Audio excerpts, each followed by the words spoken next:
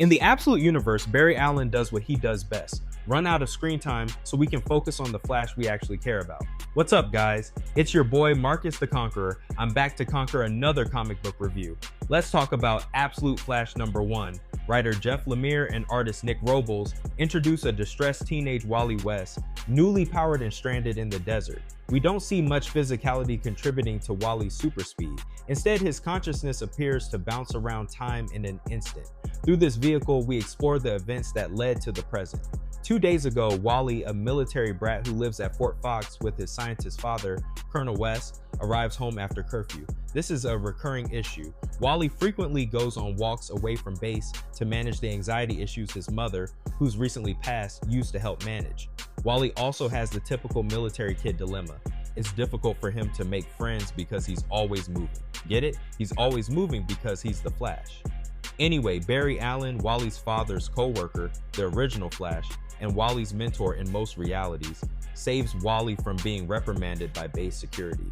Barry feels a special connection with Wally because they both lost their mothers and have trouble connecting to their fathers. He invites him to the research lab on base.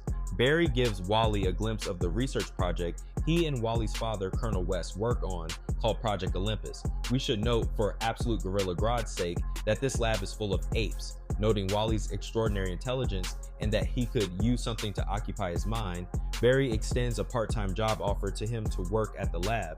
Offering a teen the ability to work at a dangerous classified research lab as outreach seems crazy to me, but I digress. Wally's father surprises the two and scolds Wally for breaking curfew and Barry for violating the law by bringing a civilian into a classified area.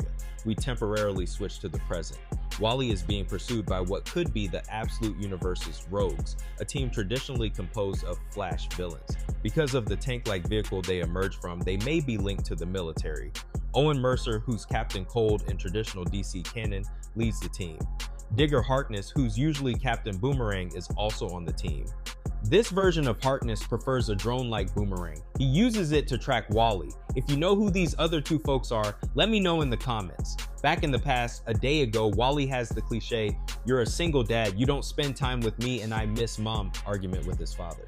He abruptly leaves the house and heads to the Project Olympus lab, blatantly disobeying his father. Oddly, Wally waltzes into the facility with no issues, encounters an ape that resembles Mojo Jojo in a tube, and comes upon Barry while he's at the center of an unstable reaction with energy whirling around him. As Barry tells Wally to run, the past and present converge.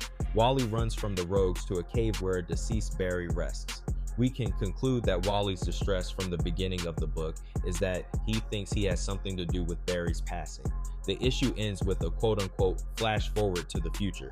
Mirror Master, another character who's also a Rogues member in the main DC universe, appears in a rundown building. He examines the events of Wally's first year as the Flash via archives. He then ominously says, "Mirror, mirror on the wall, time to make this whole world fall." Despite Barry's questionable actions, I enjoyed this issue and look forward to following Wally's journey. Again, I love how Lemire got Barry off the table in the first issue. Now, we won't have to pretend he has a personality as we're pushed to do with his New Earth counterpart. I give this issue a 7.5 out of 10. Let me know how you all feel about it in the comments. Peace.